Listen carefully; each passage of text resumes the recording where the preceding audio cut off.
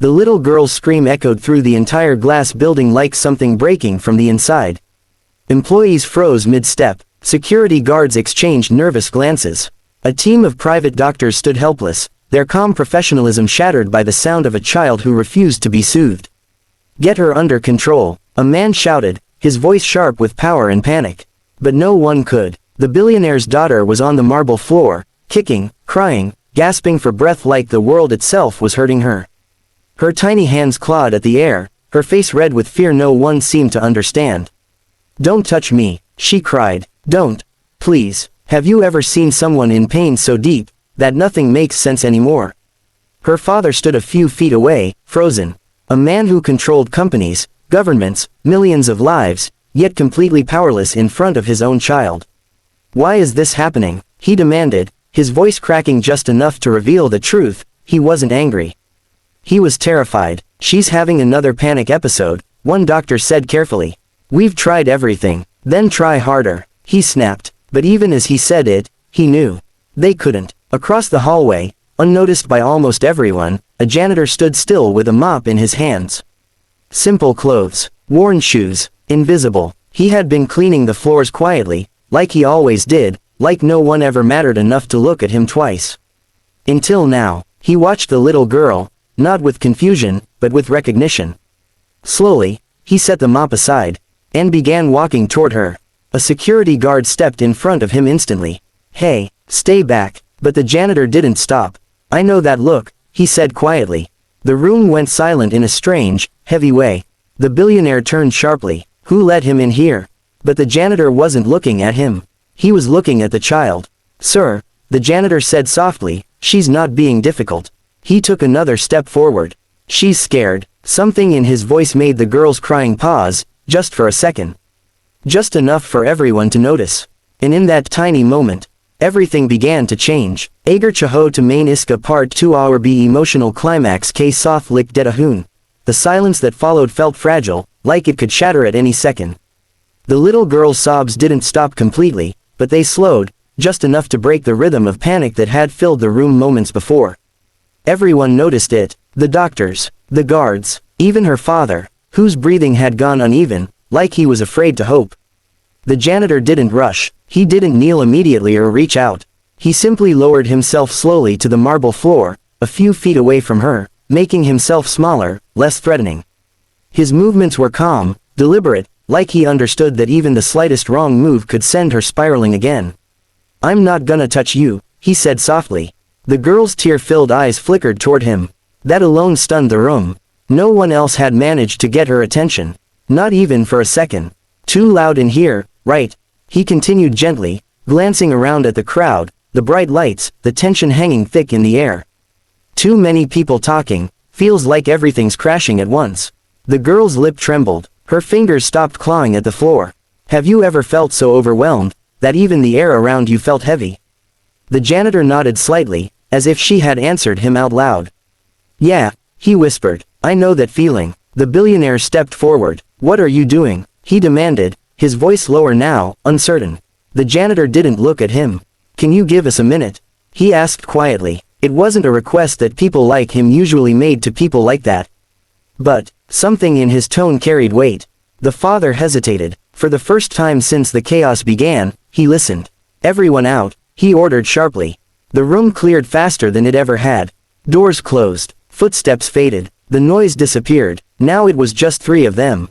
A father who didn't know how to save his child. A little girl trapped in fear. And a man no one had noticed, until now. The janitor looked back at her. "Hey," he said softly, tapping the floor gently with 2 fingers. "Can you hear that?" She blinked. He tapped again. Slow, steady. Tap, tap, tap. "Just follow the sound," he murmured. "Nothing else. Just this." Her breathing hitched, but her eyes stayed on his hand. "Tap, tap, tap." "Good," he said, barely louder than a whisper. "You're doing good." The girl's sobs softened into shaky breaths. Tears still fell, but something had changed. The storm inside her was beginning to slow. The janitor shifted slightly, sitting cross-legged now. "You know," he said quietly, "my daughter used to do this too." The billionaire's head snapped toward him. The janitor's eyes didn't move from the girl. She'd get so scared she couldn't breathe, he continued. Like the world was closing in on her. The girl's voice came out broken. I can't stop it. I know, he said gently. That's the hardest part. He placed his hand flat on his chest. Try this with me, okay? He took a slow breath in. Exaggerated, visible, then out, again, in, out. The girl watched him, then, hesitantly, she followed. Her breath came shaky at first, uneven, but she tried again. And again, and again. The billionaire's eyes filled, but he didn't move. He didn't dare interrupt the moment. See, the janitor whispered, you're stronger than it. The girl let out a long, trembling breath. Then suddenly, she crawled forward, and wrapped her arms around him. The room seemed to stop.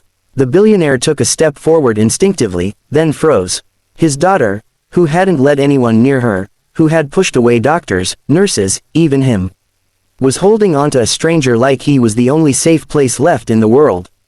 The janitor didn't react with surprise. He simply placed a gentle hand on her back. You're okay, he murmured. I got you. The girl cried softly against his shoulder, but it wasn't panic anymore. It was release. Have you ever needed just one person to understand what no one else could?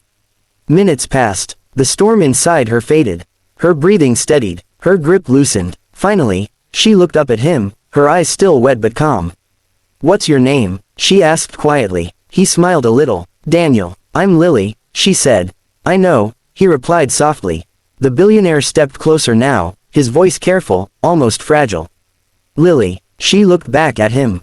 Daddy, she whispered. And just like that, the wall between them cracked.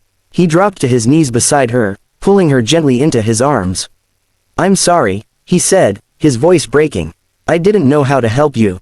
It's too loud, she said softly. All the time, it's too loud. He closed his eyes, holding her tighter. I'll fix it, he promised. I swear I will. But when he looked up at Daniel, there was something else in his eyes now. Not authority, not control, respect. What did you do? He asked quietly. Daniel hesitated. Nothing special. That's not true, the billionaire said. Daniel looked down for a moment. Then spoke. I just remembered what my daughter needed. The air changed again. Needed, the billionaire repeated. Daniel's jaw tightened slightly. She passed away 2 years ago, he said, voice low. Silence filled the space. I couldn't save her, he added.